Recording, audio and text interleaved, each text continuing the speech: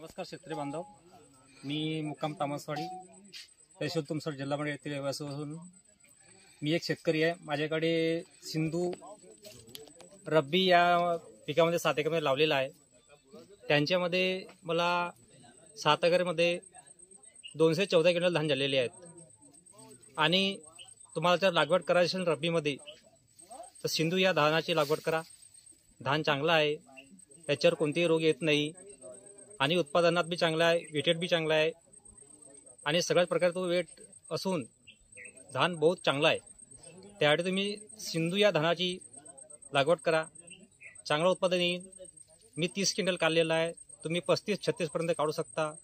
त्यांच्यामध्ये जे टाकायचे आहेत, हुमिक आहे, ॲसिड आहे, मायक्रोन्यूट्रन आहे, ते पण टाकू शकता। त्यांच्यामध्ये नक्कीच तुम्हाला या पिकामध्ये सिंधू या पिकामध्ये चांगली एक क्षमता या धानामध्ये की तो टिकवून ठेवते, चांगला आहे, पडत नाही आणि चांगले एक वाण सिंधू या धानाची लागवड करावी अशी मी विनंती करतो आणि सगळा शेतकरी म्हणून नमस्कार करतो।